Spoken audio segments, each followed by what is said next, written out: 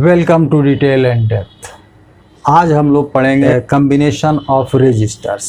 Resistor हम लोग कहते हैं ऐसे कंडक्टर को जिसका कुछ एप्रिशिएबल रेजिस्टेंस हो। जैसे कुछ कंडक्टर होते हैं, जैसे कॉपर है, नेग्लिजिबल रेजिस्टेंस है, उसका कोई अगर तार लिया जाए तो उसका रेजिस्टेंस नेग्लिजिबल होगा। लेकिन कुछ ऐसे कंडक्टर होते हैं जैसे टंगस्टन है, नाइक्रोम है, जो कंडक्टर तो होते हैं, करंट उनसे फ्लो होता है, लेकिन उनका कुछ एप्रिशिएबल रेजिस्टेंस होता है, माने इतना रेजिस्टेंस जिसका कुछ मतलब हो।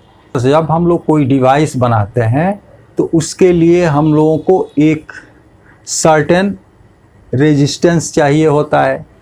ये रेजिस्टेंस एक ही रेजिस्टर का हो सकता है या फिर कई रेजिस्टर्स को जोड़ करके हम उतना रेजिस्टेंस प्राप्त कर सकते हैं।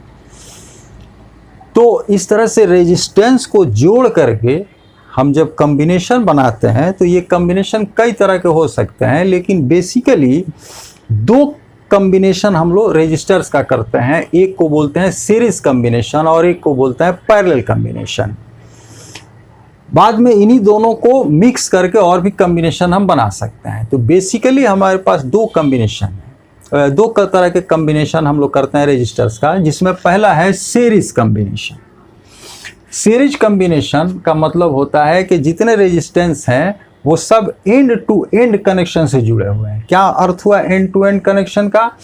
तो एक रेजिस्टर का एक एंड दूसरे रजिस्टर के एक एंड से जुड़ा हो और दूसरे का फिर दूसरा एंड तीसरे रजिस्टर के एक एंड से जुड़ा हो, और इसी तरह तीसरा का एक एंड चौथे के एक एंड से जुड़ा हो, और इसी तरह से ये कॉम्बिनेशन आगे बढ़ा हो। तो इसे हम एंड टू एंड कनेक्शन कहते हैं और इसे सीरीज कॉम्बिनेशन कहते हैं। जैसे सपोज करो कि यहाँ पर अगर हम तीन रेजिस्टेंस ये इस तरह से जुड़े हों, तो ये R1 हो, ये R2 हो और ये R3 हो, तो आप देख रहे हैं कि R1 और R2 का एक सिरा जुड़ा हुआ आपस में, फिर R2 का दूसरा सिरा उसके आगे वाले के एक सिरे से जुड़ा हुआ है, तो ये कनेक्शन हुआ सीरीज।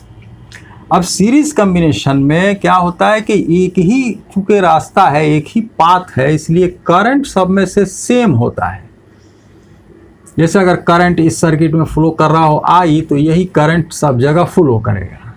लेकिन अगर हम मान लेते हैं किसी बैटरी से हम पोटेंशियल डिफरेंस अप्लाई करें, टोटल पोटेंशियल डिफरेंस भी, तो यहाँ से ये पूरा जो पोटेंशियल डिफरेंस होगा और यहाँ से यहाँ तक का ये पोटेंशियल डिफरेंस होगा।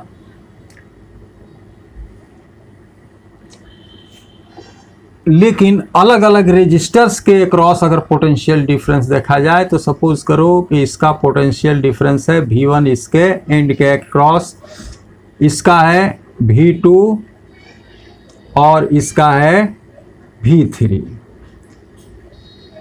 तो ये तीनों का जो पोटेंशियल डिफरेंस है ये अलग अलग होगा, ये सब एक बराबर नहीं होंगे, और ये तीनों का सम मिलकर इसके बराबर होगा। तो आइए हम लोग देखते हैं कि इक्विवेलेंट रेजिस्टेंस क्या होगा इस सीरीज कॉम्बिनेशन में। इक्विवेलेंट रेजिस्टेंस का मतलब ये हुआ कि ये तीनों को हटा करके अगर हम एक ही रेजिस्टेंस लगाना चाहें, एक ही रेजिस्टर लगाना चाहें, तो उसका क्या रेजिस्टेंस होना चाहिए कि इसी पोटेंशियल डिफरेंस के लिए यही करंट, सेम करंट फ्लो हो सर्किट में।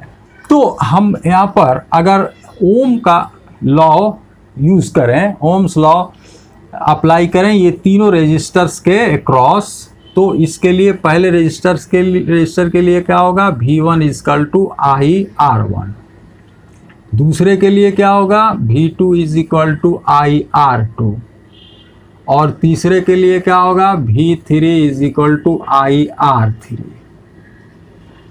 अब ये टोटल जो पोटेंशियल डिफरेंस हमने अप्लाई किया बैटरी से, वो भी क्या होगा, तीनों का सम होगा V1 + V2 + V3 = IR1 + IR2 + IR3। यहाँ I को अगर कॉमन कर लें तो I कॉमन हो गया, ब्रैकेट में बचा R1 plus R2 plus R3। अगर R इक्विवेलेंट रेजिस्टेंस हो, if R is equivalent resistance, अगर R इक्विवेलेंट रेजिस्टेंस हो तो फिर इसी पोटेंशियल डिफरेंस के लिए यही करंट फ्लो करना चाहिए। फिर क्या होना चाहिए कि V इज इक्वल टू होना चाहिए IR। अब इन दोनों को हम इक्वेट करें तो क्या होगा, IR is equal to R1 plus R2 plus R3। दोनों तरफ से I कैंसिल हो जाएगा तो R बराबर क्या होगा, R1 plus R2 plus R3। इसका अर्थ ये हुआ कि जब हम सीरीज कनेक्शन करते हैं तो इक्विवेलेंट रेजिस्टेंस सभी रेजिस्टर्स के रेजिस्टेंस का सम होता है। In series combination the equivalent resistance is equal to the sum of all individual resistances. तो सीरीज कॉम्बिनेशन क्या है, एंड टू एंड कनेक्शन है। इसमें किसी भी दो रेजिस्टेंस का एक सिरा केवल आपस में जुड़ा होता है। और सीरीज कॉम्बिनेशन में करंट सेम होता है सभी रेजिस्टर से, लेकिन पोटेंशियल डिफरेंस डिफरेंट होता है सभी रेजिस्टर्स के अक्रॉस। और इक्विवेलेंट रेजिस्टेंस सभी रेजिस्टेंस का सम होता है। दूसरा कनेक्शन होता है रेजिस्टर्स का पैरेलल कनेक्शन। पैरेलल कनेक्शन में सभी रेजिस्टर का एक एंड एक जगह और दूसरा एंड, सभी का दूसरा एंड दूसरी जगह जुड़ा होता है, तो हम इसे कहते हैं पैरेलल कनेक्शन या कॉम्बिनेशन।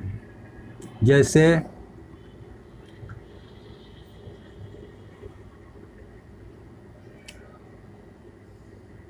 ये तीन रेजिस्टर्स है R1, R2 और R3। यहाँ तीनों का एक एंड एक जगह और दूसरा एंड दूसरी जगह जुड़ा है, इसे हम कहेंगे कि ये पैरेलल कनेक्शन है। अब पैरेलल कनेक्शन में क्या होता है कि अगर हम यहाँ कोई बैटरी लगा करके यहाँ पर पोटेंशियल डिफरेंस अप्लाई करें तो तीनों में जो पोटेंशियल डिफरेंस अप्लाई करेंगे वही यहाँ आएगा, और ये तीनों के अक्रॉस सेम पोटेंशियल डिफरेंस होगा। तीनों रेजिस्टर्स के अक्रॉस सेम पोटेंशियल डिफरेंस होगा, लेकिन जो करंट यहाँ फ्लो करेगा वो करंट यहाँ से फ्लो करेगा। सपोज करो कि I करंट है, अब ये करंट यहाँ आकर तीन पार्ट में डिवाइड हो जाएगा। सपोज करो इधर का करंट R1 में करंट I1 है, R2 में करंट I2 है और R3 में करंट I3 है। तो पैरेलल कॉम्बिनेशन में सभी रेजिस्टर्स के अक्रॉस पोटेंशियल डिफरेंस तो सेम होता है, लेकिन करंट सभी रेजिस्टर्स में अलग अलग होता है। अब यहाँ पर हम इक्विवेलेंट रेजिस्टेंस निकालना चाहें ये तीनों रेजिस्टर्स के पैरेलल कॉम्बिनेशन का, मतलब कि ये तीनों रेजिस्टर्स हटा करके हम एक ही रेजिस्टर यहाँ लगाएं और वही पोटेंशियल डिफरेंस और वही करंट मिले, तो हमें ये वो जो तीनों को हटा करके जो हम रजिस्टर लगाएंगे उसका रेजिस्टेंस क्या होगा, ये हमें निकालना है, जिसे हम कहेंगे कि इन तीनों का इक्विवेलेंट रेजिस्टेंस है। तो अगर हम ओम्स लॉ को अप्लाई करें तो हम यहाँ पर देख रहे हैं कि इसमें अगर अप्लाई करें तो हम अगर I1 लिखना चाहें ओम लॉ के अनुसार तो I1 क्या होगा, V/R1। I2 क्या होगा, V/R2।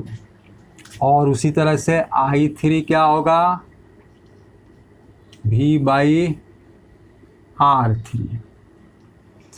अब टोटल करंट जो है I इज इक्वल टू है I1 plus I2 plus I3 is equal to V/R1 V plus V divided by R2 plus V divided by R3। अब इन तीनों को देख रहे हैं कि तीनों में भी कॉमन है, तो हम ऐसे लिख सकते हैं कि v और ब्रैकेट में 1/R1 plus 1/R2 plus 1/R3। अगर equivalent resistance, if equivalent resistance is R, अगर इन तीनों का इक्विवेलेंट रेजिस्टेंस R हो तो करंट क्या होना चाहिए, I is equal to V divided by R। अब इन दोनों को इक्वेट करें, V divided by R is equal to V 1/R1 plus 1/R2 plus 1/R3। दोनों साइड से V को हटा दें तो 1/R is equal to 1/R1 plus 1/R2 plus 1/R3। तो इस तरह से हम क्या देख रहे हैं कि इक्विवेलेंट रेजिस्टेंस का रेसिप्रोकल सभी इंडिविजुअल रेजिस्टेंस के रेसिप्रोकल के सम के बराबर है। इस तरह से हम कह सकते हैं कि in parallel combination the reciprocal of equivalent resistance is equal to the sum of reciprocals of all individual resistances. तो ये था कॉम्बिनेशन ऑफ रेजिस्टर्स, और इस कॉम्बिनेशन में इक्विवेलेंट रेजिस्टेंस क्या होगा। आज का डिस्कशन यही समाप्त करते हैं। Thank you for watching the video.